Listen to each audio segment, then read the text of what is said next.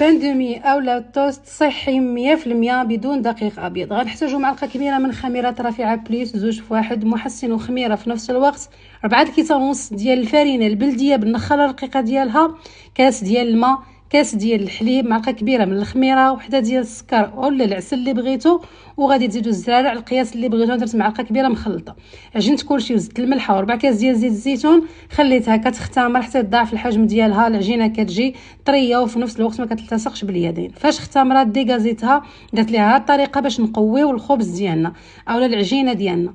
خليتها ارتاحت واحد شويه، عاد قرصتها بهاد الطريقه بالقياس ديال المول اللي فيه 22 سنتيم، دهنته مزيان بالزبده، وفاش كنطيور حنا كنوركو عليها مزيان باش ما كتبقاش فيها فراغ من الداخل. كتختمر، دهنتها مزيان بالحليب، وانا هنايا راه درت العجينه زوج ديال المرات، يعني درت زوج ديال الوحدات.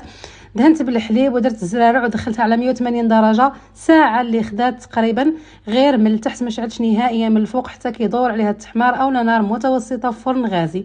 فاش كتخرجوها دهنوها بشويه ديال الزبده، غطيوها في المول ديالها، غير دفوا وحيدوها، وضروري ما تخليوها ليله كامله اولا خليوه ليله كامله. هذا الخبز باش كيجي في التقطيعه زوين وكتبان ديك التشويشه ديالو، ما كيتعجنش لكم في التقطيعه وهو سخون. شوفوا لي النتيجه رائعه. الفرينه البلديه راه زوينه وصحيه، والنتيجه ديال الخبز ديالها طوب، واعره بزاف.